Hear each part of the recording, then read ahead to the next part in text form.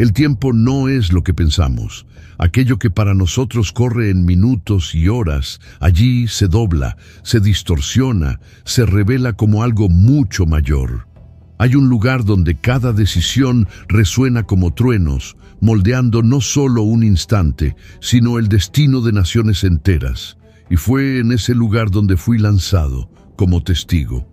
Mis ojos se abrieron para una escena que no pertenece a este mundo. El inicio de la marcha de los jinetes del Apocalipsis.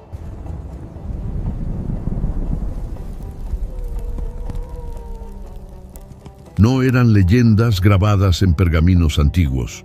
No eran metáforas para que los estudiosos debatieran. Eran reales, estaban vivos y estaban a punto de atravesar la frontera entre eternidad y tiempo, trayendo consigo un peso que la Tierra jamás había experimentado. Yo estaba allí, yo lo vi, y lo que se desplegaba delante de mí no era solo una visión, sino la revelación de un drama cósmico que lo cambiaría todo para siempre. No sé cómo llegué, no sé por qué fui elegido, pero sé que mis ojos fueron fijados en esta escena por una razón mayor que yo mismo. El salón que me rodea es inmenso, más vasto que cualquier construcción humana podría soñar levantar. Sus paredes no tienen límites visibles, su techo parece confundirse con la eternidad. En el centro hay una presencia indescriptible, irradiando autoridad absoluta. No me atrevo a mirar directamente, pero siento el peso que emana de ese trono. Cada respiración que doy está atravesada por su fuerza. Cada movimiento que hago parece sincronizado con la decisión invisible que allí está siendo formada. Alrededor, criaturas indescriptibles se mueven en adoración ininterrumpida. Son 4 seres vivientes cuyas caras cambian delante de mis ojos, alternando entre formas familiares: león, buey, hombre, águila, y formas que mi mente no puede procesar sin estremecerse. Ellos no solo cantan, sus voces no son melodías comunes, sino decretos, palabras que, al resonar por el salón, no describen realidades, las crean. Cada sílaba pronunciada materializa mundos. 24 tronos menores circundan el centro. En cada uno, un anciano se sienta, vestidos de blanco inmaculado, con coronas doradas que brillan con una luz que no nace del sol, del fuego o de las estrellas. Es una luz propia, una luminosidad que refleja autoridad y pureza al mismo tiempo. Ellos sostienen copas llenas de incienso e instrumentos listos para sonar, pero aún no los tocan. Hay una tensión suspendida en el aire, como si todo el universo esperara el inicio de una sinfonía que cambiaría no solo la historia de la Tierra, sino la historia de la misma creación. Y entonces lo veo. En las manos de aquel que está en el trono reposa un rollo. 7 sellos lo mantienen cerrado, cada uno pulsando con una energía única, como si cada sello fuera un corazón latiendo, guardando en silencio su propia tormenta. No puedo leer las palabras escritas, pero sé que en ellas está definido el destino de toda la creación. Conquista, guerra, hambre, muerte. Cada paso de la historia futura late allí, aguardando el instante exacto de ser liberado. Pero hay un problema. El silencio se esparce por el salón como un manto de peso insoportable. Una pregunta es hecha y ninguna respuesta viene. ¿Quién es digno de abrir el libro? ¿Quién puede romper los sellos y liberar los juicios finales? Veo a un ser angelical levantarse, su voz resonando con una fuerza que atraviesa cielos y tierras, estremeciendo dimensiones. ¿Quién es digno de abrir el libro y desatar sus sellos? Su proclamación no se limita al salón, resuena por todo el cielo, por la tierra, por las regiones debajo de la tierra. La pregunta corre por todas las dimensiones como un rayo, y la respuesta es silencio. Mi corazón se aprieta. El peso de ese silencio es más ensordecedor que cualquier trueno. Nadie responde, nadie en el cielo, nadie en la tierra, nadie debajo de la tierra es hallado digno de abrir el rollo. La conclusión es devastadora. Si nadie puede abrir los sellos, ¿cómo se cumplirá la justicia? ¿Cómo se realizarán los planes del trono? ¿Cómo seguirá la historia adelante? La sensación es de colapso. Pero entonces algo sucede. Uno de los ancianos, sentado en su trono, se inclina hacia mí. Su voz no es estruendosa, pero su suavidad hace temblar mi alma. No llores. He aquí, el león de la tribu de Judá, la raíz de David. Él venció para abrir el libro y desatar sus 7 sellos. Mis ojos se vuelven esperando encontrar a un león majestuoso, en toda su realeza y furia. Pero lo que veo me desarma por dentro. No es un león, es un cordero marcado por la muerte, con heridas visibles como cicatrices eternas, pero de pie, vivo, irradiando una fuerza que no puede ser explicada. 7 cuernos y 7 ojos adornan su figura. No son símbolos confusos. Percibo inmediatamente que representan plenitud, poder absoluto y sabiduría perfecta. Aquel que murió es el mismo que venció. Su muerte no fue debilidad, fue victoria. Ahora camina hasta el trono para recibir el rollo. El momento en que el Cordero extiende la mano y toma el libro de las manos de aquel que está sentado en el trono. Es el instante en que el universo entero explota en adoración. Los 4 seres vivientes caen postrados. Los 24 ancianos arrojan sus coronas al suelo. Arpas resuenan, copas se levantan, y un nuevo canto atraviesa todas las dimensiones. Digno eres de tomar el libro y de abrir sus sellos, porque fuiste muerto, y con tu sangre compraste para Dios hombres de toda tribu, lengua, pueblo y nación. Pero yo sé, esa adoración es solo un preludio. El Cordero sostiene el libro con firmeza. Sus ojos brillan con determinación. No hay duda, no hay vacilación. Él conoce cada sello, cada consecuencia, cada dolor y cada catástrofe que se liberará. Pero su decisión es inquebrantable. Él vino para esto. La atmósfera cambia. La adoración continúa, pero está teñida de solemnidad. Lo que está a punto de suceder no es solo cumplimiento de profecías antiguas, es el inicio de la justicia cósmica final. Cada sello será una puerta abierta, y de cada puerta saldrán fuerzas contenidas desde la fundación del mundo. Mis músculos se contraen involuntariamente. Sé que lo que veré lo cambiará todo. La paciencia divina ha llegado a su límite. La balanza de la justicia comienza a inclinarse. El tiempo de la gracia se agota y el tiempo del juicio comienza. El Cordero toca el primer sello. Puedo sentir la energía pulsando como un corazón a punto de explotar. No es papel siendo rasgado, es la estructura del mismo universo partiéndose. Una fisura se abre entre dimensiones y a través de ella veo la tierra, aún inconsciente de lo que está a punto de ser derramado sobre ella. Los 4 seres vivientes se posicionan, cada uno con una palabra guardada. Son palabras que no solo describen, sino que convocan, obligan, reorganizan la realidad. Mi respiración se vuelve entrecortada. El Cordero rompe el primer sello. El sonido es como trueno, no de nubes, sino de los mismos fundamentos del cosmos. Uno de los seres vivientes respira hondo. Su garganta se prepara para la palabra que convocará a un jinete de la nada, apresurando la historia hacia su destino. Abre la boca, y el sonido que sale no es voz común, es trueno vivo, y yo vi. La primera palabra que resonó por el salón no fue un susurro. Fue una convocatoria que rasgó el silencio eterno como una hoja atravesando seda. ¡Ven! El primer ser viviente no pidió, ordenó.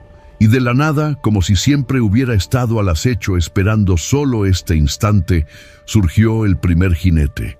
El caballo era blanco, no el blanco de la pureza que inspira confianza, sino el blanco del camuflaje perfecto, de la ilusión capaz de engañar incluso a los ojos de los ángeles.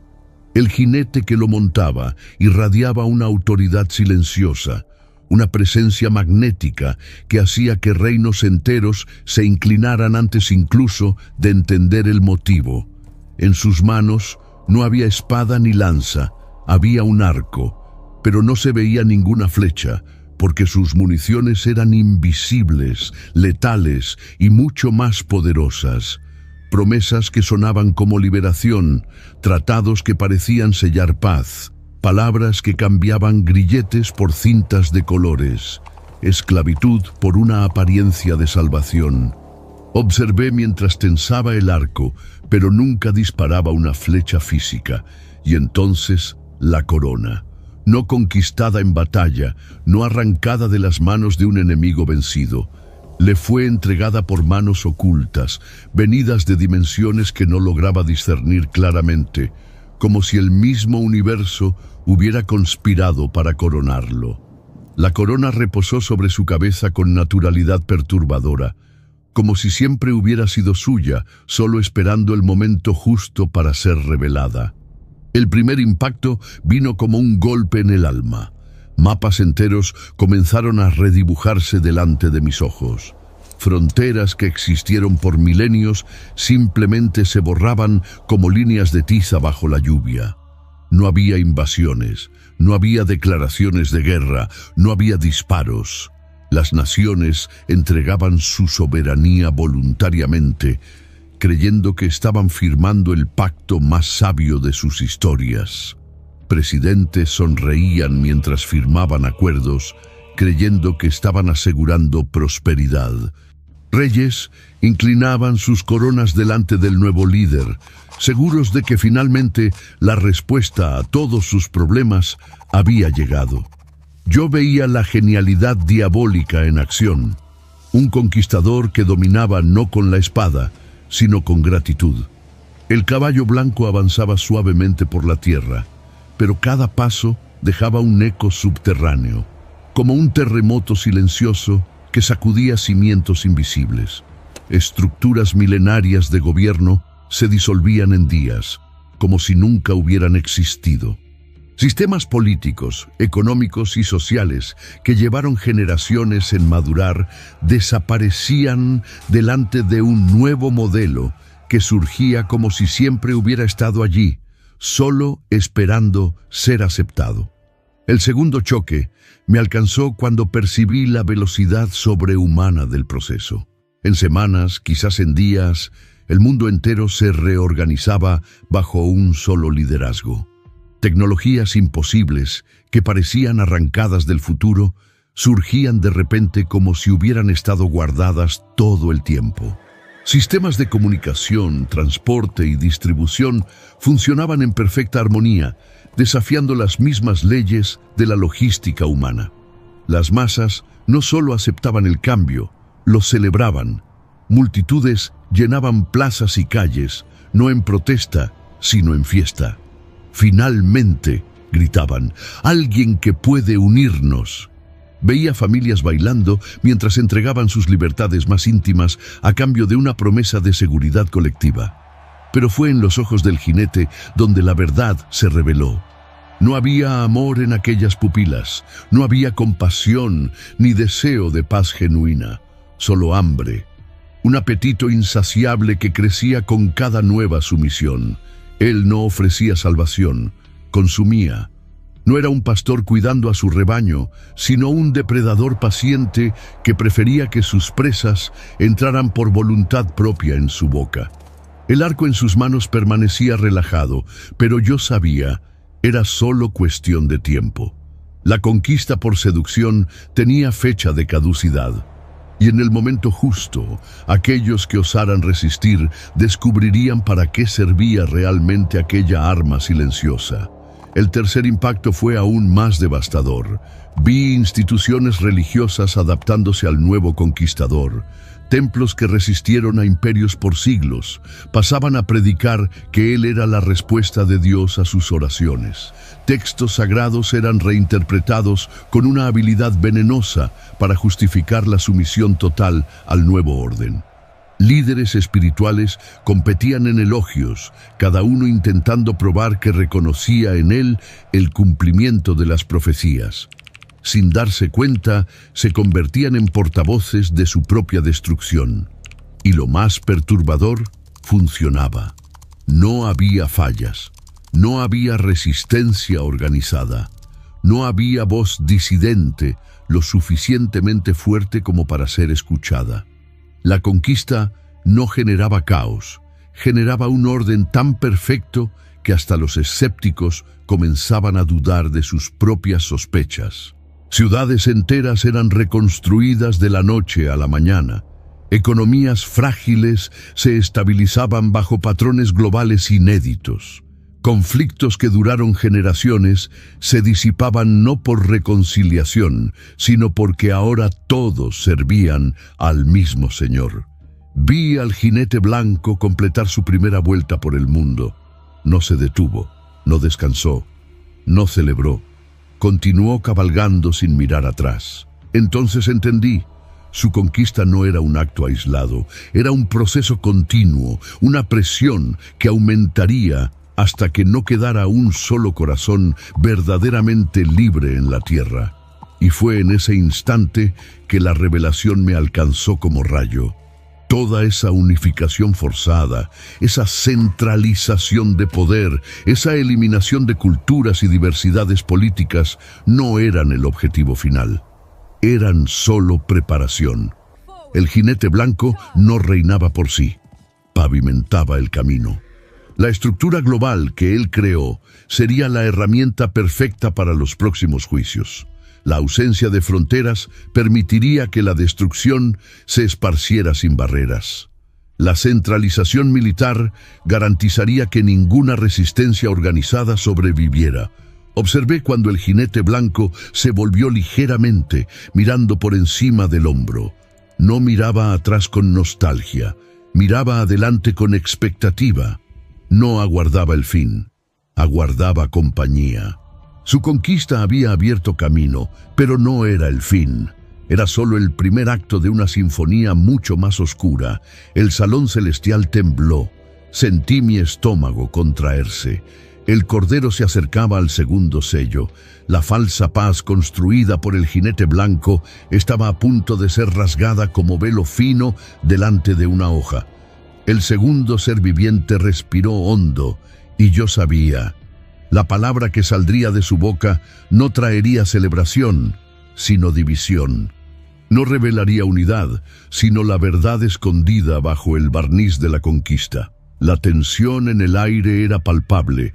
La luna de miel de la humanidad con su falso salvador estaba terminando. El sonido que escuché a continuación no fue música ni fiesta. Fue el sonido frío y metálico de hojas desenvainándose en todo el mundo. La palabra resonó de nuevo, y yo vi. El segundo ser viviente no dudó. No hubo intervalo, no hubo espacio para contemplar la aparente armonía construida por el primer jinete. Su voz cortó el aire como una hoja invisible, cargada de autoridad implacable, pero había algo diferente en su tono. No era solo orden, era una vibración sombría que hizo que hasta las paredes del salón celestial se estremecieran con una energía más siniestra, como si el mismo cosmos presintiera lo que estaba por venir. Y entonces él surgió. El segundo jinete avanzaba montado en un caballo rojo, no el rojo de la belleza, de las rosas o de la puesta de sol, sino el rojo vivo de la sangre derramada, el rojo de las heridas abiertas, de las vidas interrumpidas, de las esperanzas aplastadas. El aire alrededor del animal parecía pulsar, como si estuviera saturado de odio, cada respiración cargando el sabor metálico de la guerra inminente. En sus manos no había arco diplomático como el de su predecesor. Empuñaba una espada, no una hoja ligera, sino un arma pesada, hecha para dividir.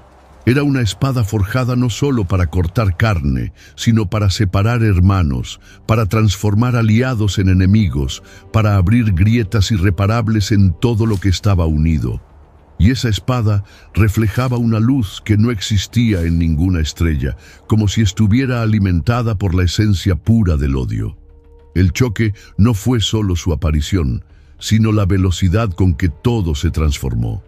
En pocas horas, tal vez minutos, la unidad perfecta construida por el jinete blanco se fragmentó como vidrio bajo impacto. Al segundo jinete le fue dado el poder de quitar la paz de la tierra, no despacio, no como algo que se desvanece lentamente, sino como un verdugo que arranca la vida con un solo golpe certero. No necesitó forzar conflictos inexistentes, solo removió el barniz frágil que escondía siglos de rencor. El primer pico de horror vino cuando vi tratados, celebrados con fiesta pocos días antes, deshaciéndose en polvo. Alianzas firmadas bajo promesas de prosperidad se convertían en declaraciones de guerra antes de que la tinta siquiera secara. La unidad impuesta por el primer jinete mostró su verdadera naturaleza. No era paz, sino odio reprimido, listo para explotar. Vecinos que por generaciones compartieron cercas y celebraciones se miraron como depredadores hambrientos. No hubo provocaciones, no hubo detonantes visibles. Solo de repente, la capacidad humana de coexistir fue arrancada del mundo, como aire sacado de un pulmón. Observé familias destrozándose en la mesa. Hermanos que crecieron juntos ahora se miraban con desconfianza mortal. Esposos y esposas que juraron amor eterno pasaban a calcular cómo eliminar el obstáculo sentado al lado. La genialidad siniestra del jinete rojo no estaba en crear nuevos odios, sino en multiplicar resentimientos antiguos. Cada ofensa olvidada, pero no curada, resurgía con fuerza devastadora. Cada competencia sana se convertía en rivalidad mortal. Cada diferencia de opinión se transformaba en motivo de guerra total. Y lo más perturbador, la gente no parecía sorprendida con su propia transformación. Era como si siempre hubieran esperado este momento. Como si la espada del jinete no creara monstruos, sino que solo revelara los monstruos que siempre estuvieron escondidos bajo la máscara civilizada. Ciudades que habían festejado la unificación mundial, ahora se preparaban para devorarse mutuamente. Ejércitos disueltos bajo la promesa de paz eterna fueron reerguidos en tiempo récord, no para proteger fronteras, sino para atacar vecinos, rivales, cualquiera que simplemente fuera diferente. El segundo pico de terror surgió cuando percibí que el conflicto no se esparcía como una plaga común. No necesitaba contacto. Brotó simultáneamente en todos los lugares, como si cada corazón humano fuera una bomba programada para explotar en el mismo instante. Naciones sin ningún historial de rivalidad declaraban guerra entre sí por motivos que ni siquiera conseguían explicar. Pueblos que convivieron pacíficamente por siglos iniciaban exterminios mutuos con una eficiencia aterradora. Y toda la tecnología unificada bajo el primer jinete se convirtió en herramienta de destrucción. La red global de comunicaciones se volvió propaganda de odio. El transporte veloz se convirtió en vehículo de invasión. La logística, que antes distribuía alimento y medicinas, ahora distribuía armas y ejércitos. La infraestructura de la paz fue convertida en infraestructura de la guerra. Yo veía al jinete rojo cruzando batallas, pero no como comandante de ejércitos. Él era un catalizador. Su mera presencia intensificaba el odio alrededor. Donde su caballo pisaba, la misericordia desaparecía, la compasión se evaporaba, el perdón se volvía imposible. Y lo más chocante, ya no había distinción entre combatientes y civiles, culpables o inocentes, adultos o niños. La retirada de la paz fue absoluta. La neutralidad dejó de existir. Incluso quienes intentaban mantenerse distantes eran forzados a elegir lados. Hospitales se transformaron en fortalezas. Escuelas se convirtieron en cuarteles. Iglesias en arsenales. Todo lo que representaba cuidado, aprendizaje y fe se volvió instrumento de destrucción. La espada del jinete rara vez necesitaba ser usada. Su simple existencia era suficiente. Exhalaba una energía que transformaba cada herramienta en arma, cada palabra en insulto, cada gesto en provocación. El mundo entero parecía sumergido en un veneno invisible que hacía que la paz no solo fuera improbable, sino imposible. Gobiernos caían no por golpes organizados, sino por autodestrucción. Parlamentarios se agredían en asambleas. Ministros se saboteaban mutuamente. Ejércitos se dividían en facciones que se odiaban más entre sí que lo que odiaban a cualquier enemigo externo. El jinete rojo completó su primera vuelta por la tierra. Pero, al contrario del blanco, él no continuó. Se detuvo, observó, sonrió con un deleite sombrío. Su trabajo no necesitaba ser constante. Bastaba un instante. Una vez que la paz fuera arrancada, la misma humanidad se encargaría de mantener el fuego de la guerra para siempre. Y fue entonces que comprendí la siniestra sinergia. La unificación forzada por el jinete blanco había preparado el terreno perfecto para la destrucción del jinete rojo. Armas concentradas, comunicaciones centralizadas, recursos mapeados. La conquista pacífica había sido solo el preludio.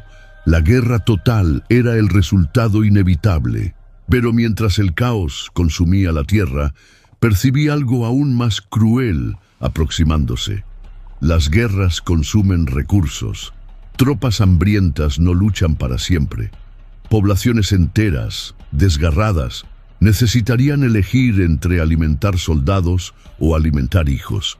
Y cuando esa elección se volviera imposible, el verdadero terror se manifestaría. El salón celestial vibró una tercera vez. El aire cambió. Ya no era la autoridad de la conquista, ni la furia de la guerra. Era algo más sutil, más frío, más calculado, más cruel en su matemática implacable. Y el sonido que vino no fue el de las batallas. Fue el sonido de los estómagos vacíos, el sonido seco de las balanzas siendo ajustadas. Hubo peso en el aire, y yo nuevamente vi. El tercer ser viviente no alzó la voz en trueno como sus predecesores. No gritó, no clamó. Su voz nació como un susurro gélido, pero cargado de tal autoridad que atravesó el salón más alto que cualquier relámpago jamás oído. Era una orden precisa, fría, matemática, como el cálculo de un juez que no yerra en su veredicto. Ven. Y esta vez la convocatoria no trajo la fuerza devastadora de la guerra ni la ilusión seductora de la conquista. Trajo algo diferente, algo más cruel. Una presencia que no destruye por la violencia, sino por la privación. Y entonces lo vi. El tercer jinete surgió montado en un caballo negro. Negro no de la elegancia o del misterio, sino de la ausencia absoluta. El negro del hambre que roe el estómago durante la madrugada. El negro del vacío donde antes había esperanza. El negro del mañana incierto. Él traía consigo un objeto que hizo que mi sangre se helara más que cualquier espada. Una balanza. No era una balanza ornamental. Era un instrumento calibrado, preciso, hecho para pesar no solo granos, sino destinos humanos. Cada plato brillaba con una luz sombría, como si fuera forjado a partir de la misma necesidad humana transformada en arma. Y entonces escuché la voz. No venía del jinete. Parecía emerger de la propia balanza, como si el metal hablara en nombre de la justicia fría del juicio. Y la voz resonó a través de dimensiones con precisión letal. 1 medida de trigo por 1 denario, y 3 medidas de cebada por 1 denario, y no dañes el aceite ni el vino. El primer pico de horror me golpeó cuando comprendí lo que significaba. 1 denario era el pago de un día entero de trabajo. 1 medida de trigo apenas sostenía a una persona por 24 horas. El jinete negro no trajo ausencia completa de comida. Trajo algo más cruel, comida suficiente para mantener vivo, pero nunca lo bastante para saciar. Una supervivencia mínima, un estado perpetuo de insuficiencia. Vi cómo el campo preparado por el segundo jinete sirvió de escenario perfecto para este juicio. Los campos que alimentaban multitudes ahora eran cráteres de batallas. Granjas habían sido quemadas no por estrategia, sino por odio. Rutas de distribución que antes fluían bajo la falsa paz del primer jinete ahora estaban en ruinas por causa de la espada del segundo. El jinete negro no necesitó destruir nada con sus propias manos. Él solo llegó y dictó sus reglas, y el mundo entero se inclinó ante ellas. Alimentos que antes eran comunes se convirtieron en artículos de lujo. El pan se volvió moneda. Los granos valían más que el oro. Y el horror no estaba en la escasez natural, sino en la precisión diabólica de la escasez fabricada. Yo veía filas interminables formándose. No de mendigos, sino de trabajadores honestos, padres y madres que antes sostenían familias con dignidad. Ahora, su salario entero compraba solo un puñado de harina, apenas lo suficiente para sobrevivir un día más. La clase media desapareció de la noche a la mañana. Solo quedaron dos grupos, los que controlaban la comida y los que imploraban por ella. La crueldad del jinete negro estaba justamente en la matemática implacable de su balanza. Él no permitió que millones murieran rápidamente de hambre, los mantuvo en agonía constante, en estado de casi hambre perpetua. Familias que antes se reunían en mesas abundantes, ahora rodeaban balanzas, pesando cada grano como si fuera tesoro. Padres calculaban entre alimentar a los hijos hoy o sobrevivir hasta mañana. Madres escondían pedazos de pan como si fueran diamantes. El segundo pico de horror surgió cuando percibí la nueva forma de guerra. Ya no eran más batallas por territorio o ideología. Eran guerras por lo esencial, conflictos por migajas. Vecinos se miraban como depredadores. Niños aprendían a esconder comida de sus propios hermanos. Ancianos eran dejados para morir porque representaban desperdicio de recursos. El hambre medida no destruía solo cuerpos, destruía el tejido social, desintegraba la humanidad. Y la balanza continuaba dictando sentencias. Quien podía pagar sobrevivía un día más. Quien no podía se consumía lentamente. Y lo más cruel, incluso quien conseguía pagar jamás quedaba satisfecho. Solo posponía el próximo día de tormento. Almacenes repletos de granos eran custodiados bajo armas, mientras multitudes hambrientas gemían afuera. La abundancia existía, pero era artificialmente restringida. No era escasez natural. Era escasez manufacturada, controlada, transformada en herramienta de poder. Los mercados, antes llenos de voces y vida, se convirtieron en arenas silenciosas. Cada transacción era un juicio. Comerciantes se transformaron en señores de vida y muerte. El poder dejó de estar en las armas y pasó a estar en el pan. Quien controlaba el pan, controlaba el mundo. Y la voz de la balanza no cesaba. Repetía sus decretos con cadencia hipnótica, como un reloj macabro marcando la cuenta regresiva de la humanidad. Trigo por un denario, cebada por un denario. Cada frase era sentencia, cada repetición un veredicto, pero la excepción cruel permanecía. No dañes el aceite ni el vino. Mientras multitudes luchaban por pan, los lujos permanecían intactos. Mientras masas agonizaban de hambre, pequeños grupos aún festejaban en banquetes regados con vino. Era posible morir hambriento, oyendo risas que venían de dentro de palacios iluminados. El jinete negro no corría, no necesitaba prisa. Se movía despacio, metódico, estableciendo su sistema de control en cada lugar por donde pasaba. Su poder no estaba en la velocidad, sino en la inevitabilidad. Una vez que sus reglas eran dictadas, no había negociación, no había misericordia, no había excepciones. Vi gobiernos intentando intervenir, crearon subsidios, programas de distribución, pero sus arcas se vaciaban en días. La matemática de la balanza era más fuerte que cualquier economía. Países enteros colapsaban ante la lógica fría de precios que nunca bajaban. Y así el hambre medida creó su jerarquía cruel. En la cima, los que controlaban los stocks. En el medio, los que aún conseguían pagar. En la base, la inmensa mayoría que despertaba sin saber si habría comida suficiente para llegar a la noche. Lo que más me perturbaba era la eficiencia. No había desperdicio, no había fallos. Era el sufrimiento humano transformado en sistema perfecto. Cada grano registrado, cada porción calculada, cada vida reducida a números. Y entonces comprendí la progresión sombría. La conquista había centralizado los recursos. La guerra había destruido la producción y ahora el hambre controlaba la distribución. No eran eventos separados, eran fases de un plan meticuloso. Pero mientras multitudes se consumían, percibí que lo peor aún estaba por venir. Los cuerpos debilitados por el hambre ya no resistían. Los sistemas inmunológicos colapsaban. Poblaciones enteras vivían al límite de la supervivencia. El salón celestial vibró por cuarta vez. El aire se volvió helado, pero no era ausencia de calor. Era la presencia de la muerte. Y entonces, en medio del silencio pesado, escuché pasos.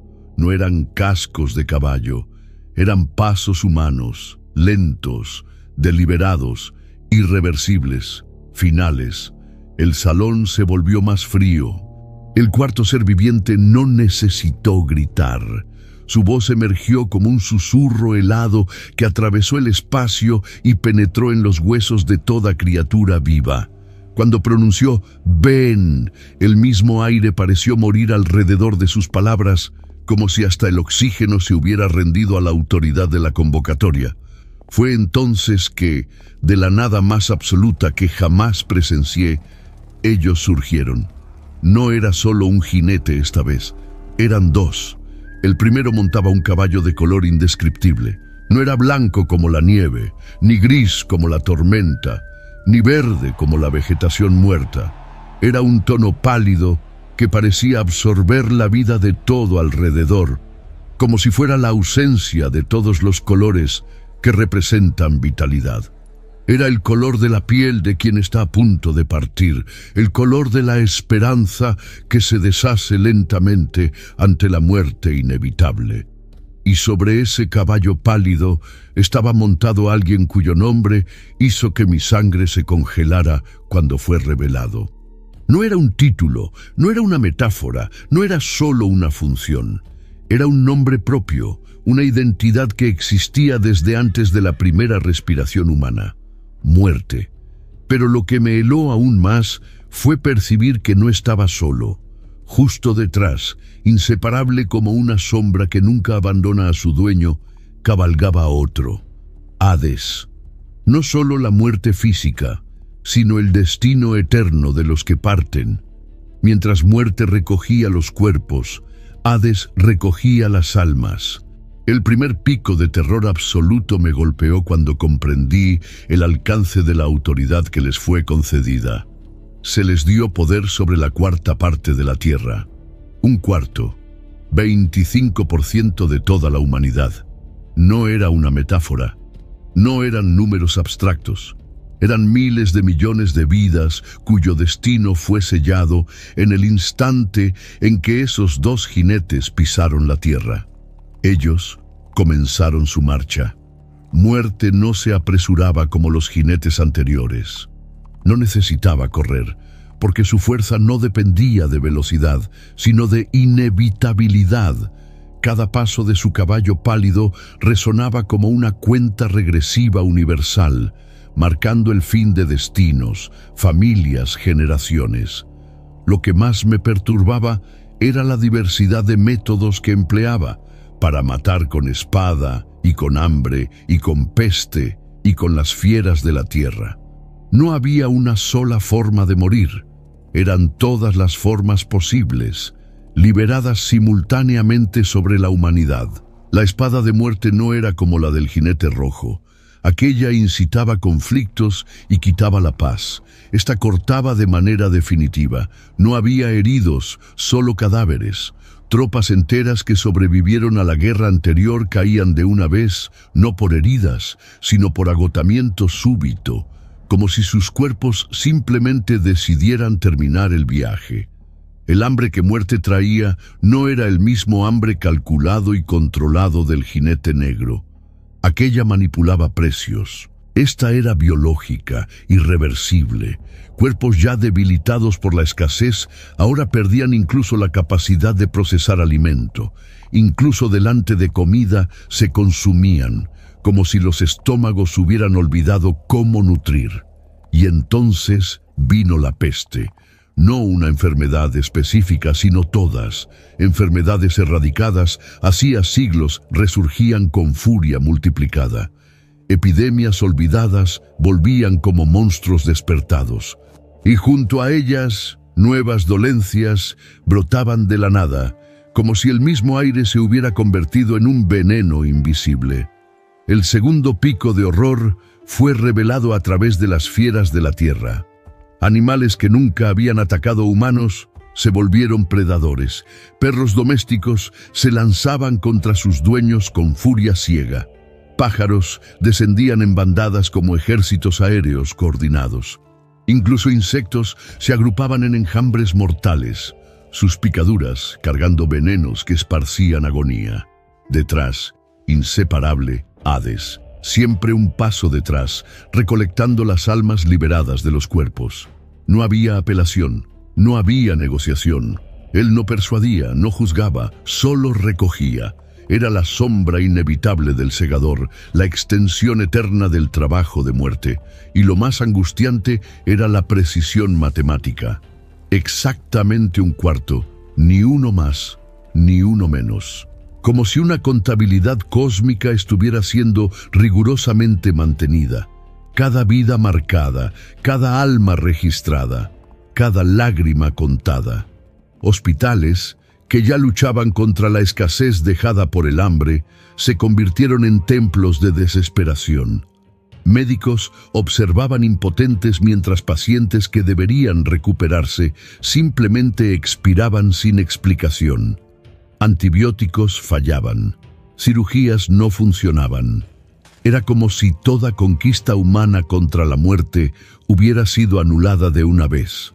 Cementerios ya no soportaban más cuerpos. Crematorios trabajaban sin cesar y aún así no daban abasto. El sistema funerario de la humanidad colapsó ante el volumen absurdo. Ya no había espacio, ni estructura, ni dignidad posible para enterrar a los muertos. El tercer y más devastador pico de revelación fue percibir que esto no era aleatorio. No era una selección ciega, era un tamiz moral. Aquellos que se entregaron ciegamente a los primeros jinetes, los que celebraron la falsa paz, los que se deleitaron con la guerra, los que se enriquecieron con el hambre, fueron los primeros en caer. Como si cada uno hubiera escrito, con sus elecciones, la sentencia que ahora muerte solo ejecutaba. Familias eran divididas con precisión quirúrgica. Un cónyuge permanecía, el otro partía. Un hijo era llevado, los hermanos quedaban. Ningún patrón humano lo explicaba. Era una justicia invisible, operando en un nivel que escapaba al entendimiento mortal. Y lo que quedaba en los lugares por donde pasaban no eran ruinas de guerra o marcas de destrucción. Era ausencia. El vacío gritaba más fuerte que cualquier explosión.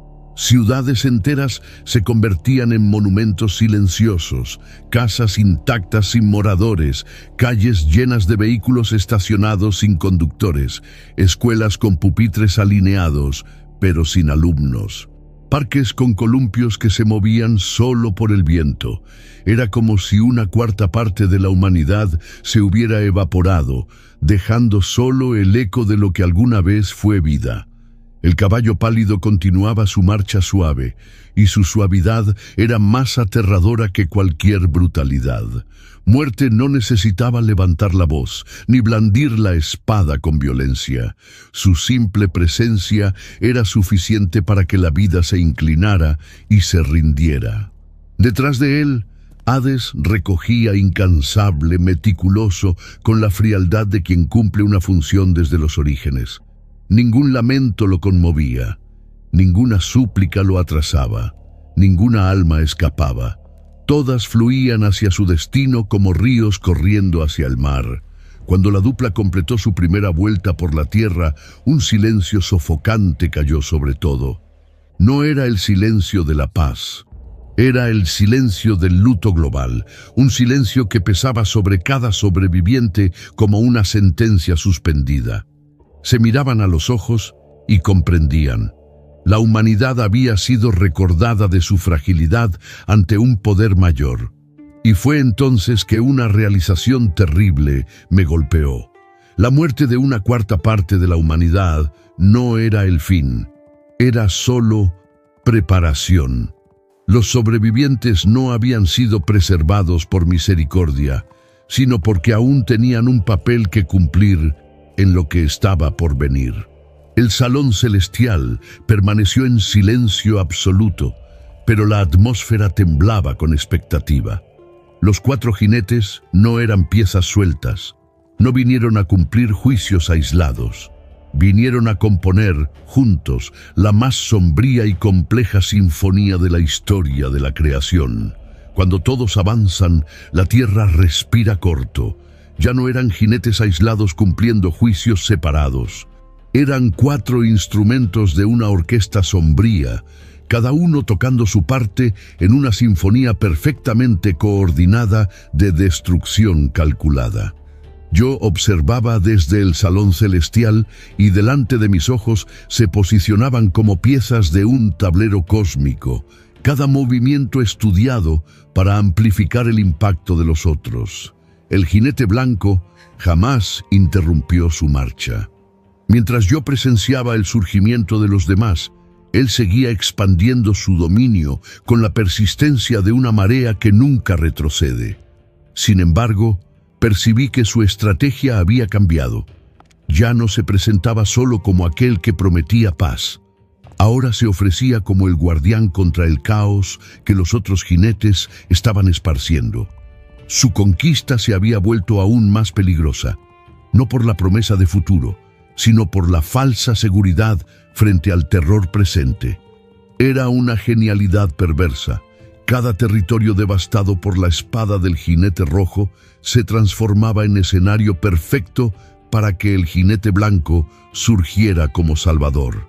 «Entréguenme el control total», decía su presencia silenciosa, «y yo los protegeré de esta violencia». Ninguna nación percibía que estaba negociando con el propio arquitecto de su destrucción. El primer choque de intersección vino cuando vi cómo la conquista alimentaba la guerra perpetuamente. El jinete blanco unía pueblos bajo una falsa bandera de unidad, pero esa mezcla forzada de culturas creaba tensiones invisibles que explotaban de manera fulminante.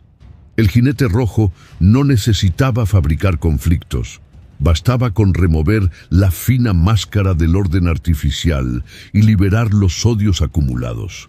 Ciudades que días antes celebraban la paz mundial se transformaban en campos de batalla en pocas horas. No eran ejércitos extranjeros que invadían, eran vecinos, colegas, familiares que se volvían unos contra otros. La espada roja no cortaba solo carne, deshacía lazos de confianza, alianzas frágiles y promesas de eternidad hechas bajo coerción diplomática. Y entonces, inevitablemente, la guerra preparaba terreno para el hambre. Cada campo de cultivo arrasado, cada ruta de suministro interrumpida, cada ciudad cercada, agotaba sus reservas y abría espacio para que el jinete negro pesara su balanza. Él no necesitaba levantar la mano, bastaba con proclamar precios imposibles mientras la destrucción roja creaba la escasez que justificaba su dominio. Era un engranaje cruel. Soldados hambrientos luchaban menos, facilitando victorias rápidas que economizaban recursos. Pueblos desnutridos ofrecían poca resistencia y al rendirse hacían que la próxima conquista fuera aún más fácil. El hambre dejaba de ser solo consecuencia de la guerra. Era transformada en arma estratégica. El segundo choque de intersección reveló algo aún más diabólico. El hambre era la preparación perfecta para el jinete pálido. Cuerpos debilitados por la escasez perdían la fuerza de luchar contra enfermedades. Mentes fragilizadas por la privación tomaban decisiones fatales. La balanza negra no controlaba solo pan, controlaba la propia capacidad de resistencia de la humanidad. Cuando muerte surgía, ya encontraba la cosecha madura. Yo veía mapas redibujándose delante de mis ojos. Regiones enteras eran conquistadas por el blanco, divididas por el rojo, empobrecidas por el negro y finalmente vaciadas por el pálido. Y el ciclo se repetía cada vez más rápido, como engranajes que giraban en perfecta sincronía. La genialidad estaba en la sostenibilidad del sistema. La muerte de una cuarta parte de la población no destruía la tierra, al contrario, la hacía más moldeable. Los sobrevivientes, marcados por el trauma, se aferraban desesperadamente a la falsa protección ofrecida por el jinete blanco, reiniciando el ciclo. Era un círculo vicioso, cada vez más eficiente, cada vez más asfixiante. Los símbolos que cargaban se completaban. El arco y la corona del blanco, autoridad ilusoria conquistada a distancia. La espada del rojo, división inmediata, odio sin freno. La balanza del negro, control económico absoluto sobre la supervivencia. La ausencia de adornos del pálido, la inevitabilidad final ante la cual ninguna corona humana tiene poder. El tercer y más terrible choque de intersección me hizo comprender, no actuaban en secuencia, sino simultáneamente. Mientras el blanco extendía su dominio sobre Oriente, el rojo incendiaba Occidente. Mientras el negro pesaba el norte con su balanza, el pálido cegaba el sur con su sombra. Era una operación global, precisa, sin espacio para resistencia, sin tiempo para recuperación. Lo que más me perturbaba era verlos aprender unos de otros. El blanco copiaba la brutalidad del rojo. El rojo usaba la privación del negro. El negro aplicaba métodos de exterminio que observaba en el pálido. Evolucionaban como una mente colectiva, como si fueran 4 brazos de un mismo cuerpo, volviéndose más eficaces a cada paso. Y lo más inquietante, había límites.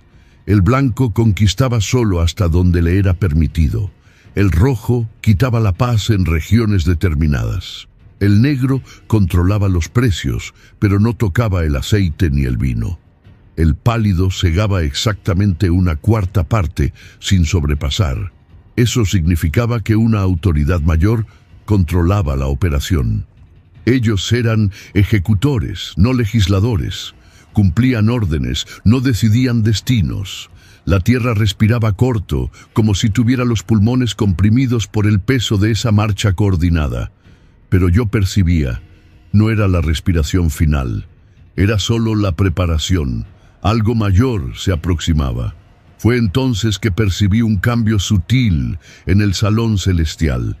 Entre el silencio pesado y el resplandor del trono, alguien se aproximaba al lugar donde, un día, los jinetes regresarían para rendir cuentas. Yo no solo vi la partida, yo vi el fin. Y entonces mis ojos fueron llevados al último día. Hay momentos en la eternidad en que el tiempo se dobla sobre sí mismo, revelando no solo lo que está sucediendo, sino lo que inevitablemente sucederá. Mientras los 4 jinetes completaban su danza macabra por la tierra, mis ojos fueron transportados más allá del presente, más allá del caos que ellos habían desatado, hasta el instante final, en que todas las cuentas serían ajustadas. El salón celestial mantenía la misma majestad, pero la atmósfera era diferente. El Cordero que había abierto los sellos ahora se erguía no solo como aquel que libera los juicios, sino como el que pone fin a toda rebelión. El trono irradiaba una autoridad tan absoluta que no había margen para apelaciones ni espacio para cuestionamientos. Y entonces vi el destino de los jinetes. Los dos primeros, el conquistador blanco y el guerrero rojo, simplemente cesaron. No hubo drama, no hubo batalla final, no levantaron armas, no clamaron por clemencia. Sus funciones se cerraron en el mismo instante en que la sentencia del trono resonó por el universo. Era como observar mecanismos apagándose cuando completan la tarea para la cual fueron programados. El jinete blanco, que sedujo reinos con su diplomacia enmascarada, descubrió que toda su autoridad era prestada. En el instante en que fue llamado a rendir cuentas, su corona se deshizo como polvo, y el arco en sus manos se evaporó como niebla al viento. Su gloria nunca le perteneció. Era solo reflejo temporal de un poder que no era suyo. El jinete rojo, que había quitado la paz de la tierra con su espada, vio su hoja hacerse polvo entre los dedos. Todo el odio que había sembrado, toda la violencia que había alimentado, toda guerra que había catalizado, todo perdió fuerza ante una paz superior, decretada por una autoridad que jamás podría desafiar.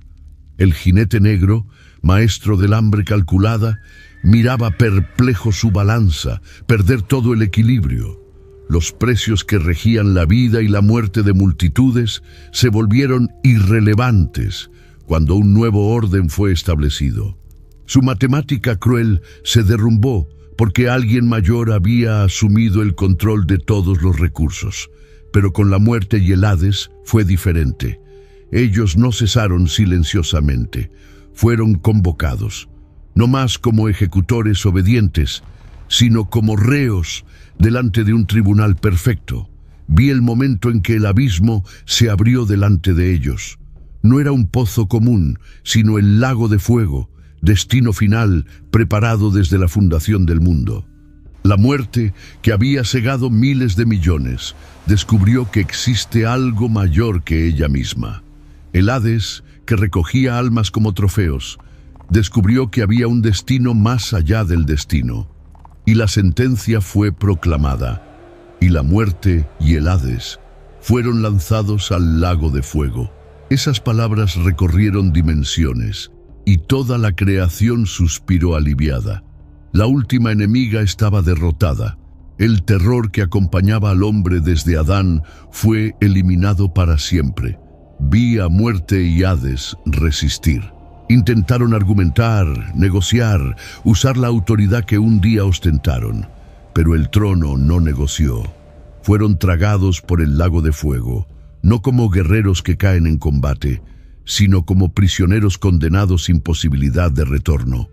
La justicia fue aplicada con precisión. Muerte que separaba familias fue separada para siempre. Hades, que robaba esperanza, tuvo su propia esperanza apagada eternamente. Pero aún no era el fin para los que quedaban en la tierra. El silencio que siguió no era el silencio pesado del luto, ni el silencio temeroso de la opresión. Era un silencio nuevo, un silencio de paz real, de seguridad definitiva, de alivio eterno. La creación entera experimentaba por primera vez la certeza de que aquellas amenazas nunca más volverían. Vi a los sobrevivientes en la tierra levantar los rostros, y por primera vez en generaciones no había miedo de un final repentino. Niños jugaban sin que los padres temieran por sus vidas. Ancianos reposaban sin terror de lo que los aguardaba del otro lado. La remoción de muerte y Hades devolvía a la humanidad algo perdido desde la caída, la posibilidad de existir sin miedo al fin. Y entonces percibí a los dos jinetes que quedaban, el conquistador y el guerrero. sin la sombra de muerte para dar peso a sus amenazas, sin Hades para sellar destinos, no pasaban de espectros. Se volvieron irrelevantes, sombras vacías de un poder que ya no tenía sustento. Fue en ese instante que comprendí la genialidad del plan divino. Los jinetes nunca fueron el enemigo final. Eran síntomas. El verdadero enemigo siempre fue la posibilidad de la muerte eterna, la separación definitiva de la fuente de la vida. Cuando ese poder fue derrotado, todo el sistema que sostenía a los jinetes se deshizo. El trono permaneció inquebrantable. Mientras todo cambiaba, mientras jinetes surgían y desaparecían, mientras la tierra era sacudida en sus cimientos, la autoridad central nunca perdió el control. El Cordero volvió al lado del trono, no como conquistador exhausto tras una guerra, sino como hijo que retorna después de cumplir con perfección la misión recibida. Los sellos fueron abiertos, los juicios ejecutados, las cuentas ajustadas. La primera fase estaba completa, pero dentro del salón yo percibía algo. Esa completitud no era cierre, era preparación. El escenario había sido limpiado, pero el drama aún no terminaba. Al contrario, estaba apenas listo para el acto final. Los 24 ancianos ajustaron sus coronas, los 4 seres vivientes cambiaron de posición, y el mismo aire vibraba con expectativa. La pregunta ya no era sobre juicio, era sobre restauración. La tierra, vaciada de sus antiguos aterrorizadores, estaba lista para ser llenada con algo completamente nuevo. Y entonces sentí que una voz diferente estaba a punto de resonar. No para convocar destrucción, sino para anunciar creación. El silencio que siguió al destino final de los jinetes no fue el silencio del fin, fue el silencio de la preparación. Era como la quietud densa que antecede a una tormenta colosal, esa pausa en que hasta el viento parece dudar, aguardando la orden de avanzar. Yo permanecí allí, testigo involuntario de todo lo que había sucedido, pero ahora con la sensación incómoda e irresistible de que mi misión estaba apenas en el inicio. Algo mayor se aproximaba, algo que haría que incluso la marcha de los jinetes pareciera solo un preludio. El Cordero retornó al trono. Sus pasos no resonaban solo en el salón, sino en la misma estructura del universo. Los 7 sellos ahora estaban abiertos, cada uno cargando cicatrices de juicios que se habían derramado sobre la tierra como ríos de fuego. El rollo, antes sellado e intocado, permanecía extendido delante de aquel que se sienta en el trono, pero no reposaba como documento archivado.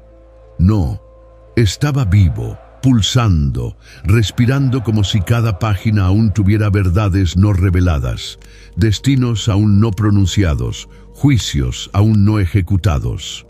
Los 24 ancianos se movieron al unísono. Sus tronos giraron levemente, coronas doradas, reluciendo como llamas, reflejando una gloria que parecía aumentar de intensidad a cada segundo. No se trataba de cerrar una obra, sino de abrir camino para una nueva fase. Era la postura de quien se prepara para algo mucho mayor que todo lo que ya había presenciado. Los 4 seres vivientes también se transformaron delante de mis ojos. Aquellos que antes habían convocado a los jinetes con voces que eran como truenos, ahora se posicionaban con una solemnidad aún más impresionante. Sus rostros alternaban en secuencias que me dejaban sin aliento. León, buey, hombre, águila, pero también otras formas que no lograba nombrar. Realidades que mi mente no era capaz de procesar. Era como si cada cambio de semblante fuera una preparación para pronunciar palabras más poderosas, decretos que no solo sacudirían la tierra, sino que reconfigurarían el cosmos. Y lo que me perturbaba era percibir que la autoridad del trono no había disminuido después de los primeros juicios.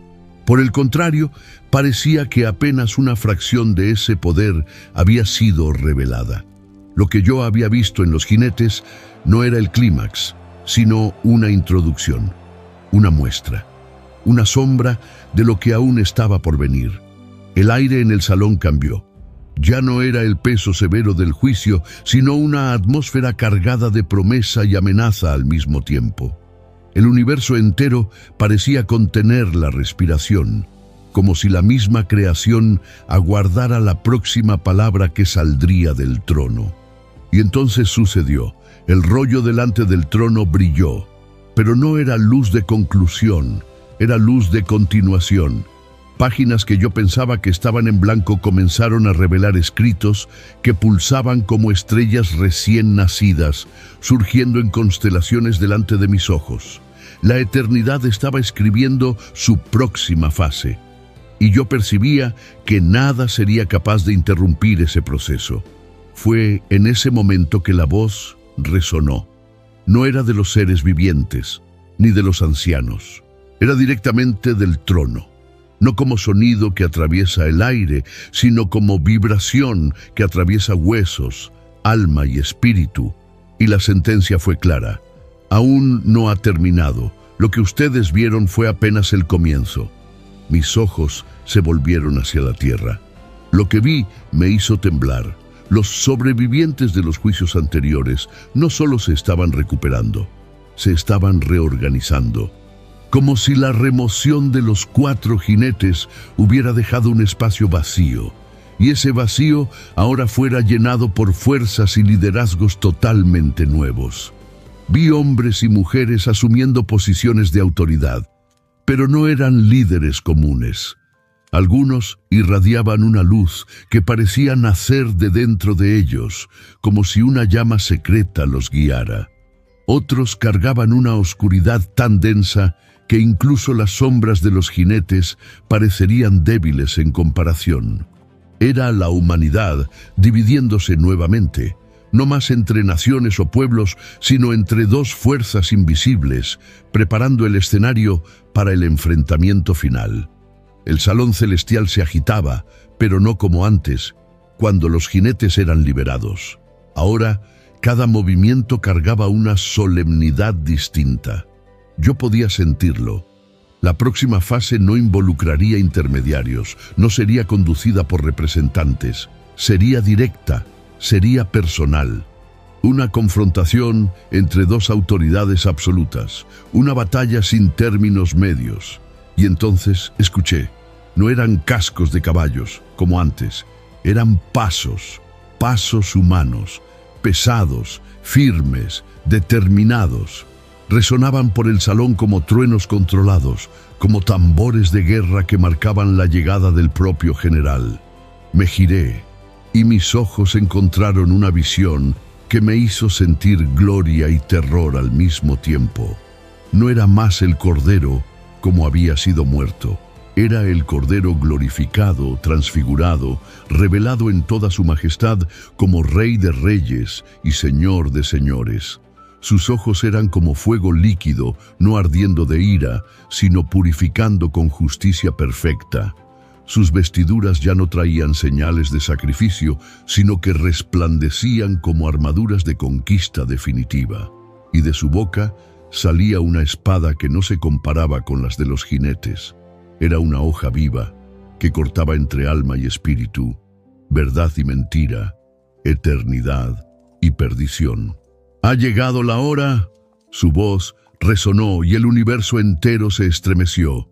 «De yo mismo cabalgar». El impacto de esas palabras fue como el rompimiento del tejido del cosmos. Los ancianos cayeron postrados, coronas a los pies del trono. Los seres vivientes cubrieron sus rostros con las alas. Todo el cielo se inclinó delante de la autoridad suprema que se levantaba para actuar personalmente en la tierra. Y en el mismo instante percibí el contraste. El cielo en adoración, la tierra en rebelión. Vi ejércitos reuniéndose en el mundo inferior. No solo hombres, sino alianzas sombrías con fuerzas que mi boca tiembla al describir. Tecnologías imposibles surgían como si hubieran estado esperando exactamente este momento para ser reveladas. Estrategias eran elaboradas por mentes corrompidas que ya no operaban en lógica humana, sino en algo más allá, algo abismal. Y entonces el rey montó en su caballo. No tenía un solo color, porque contenía todos los colores. Blanco como la pureza absoluta, rojo como la sangre que sería derramada, negro como la justicia que pesa cada acto humano, pálido como la muerte definitiva que alcanzaría todo mal, pero también dorado por la gloria, azul por la verdad, verde por la vida eterna que ofrecería a los que se rindieran a su autoridad. Detrás de él, miríadas incontables se alinearon. Jinetes celestiales que hacían que los 4 anteriores parecieran juguetes de niño. Estos no venían para liberar juicios graduales, venían para establecer un reino que jamás tendría fin. Yo oí, yo vi y oiré de nuevo, susurré para mí mismo, mientras sentía la eternidad contener la respiración. Cuando la palabra cabalgue, nada resistirá. Todo el salón resonaba con música nunca antes oída. No era solo adoración, era una marcha triunfal, una celebración anticipada de la victoria que ya estaba decretada antes de la fundación del mundo.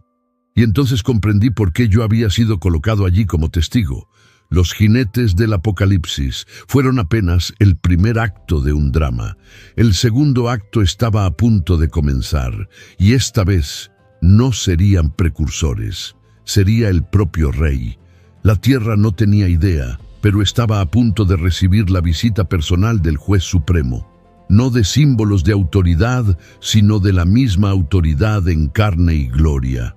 Vi al Rey de Reyes ajustar las riendas de su caballo trascendente. Los ejércitos detrás de él se alinearon en formación perfecta, y en el momento en que la puerta del salón celestial se abrió con un sonido que hizo temblar galaxias enteras, supe: la tierra estaba a punto de descubrir lo que significa cuando el mismo Dios decide ajustar las cuentas.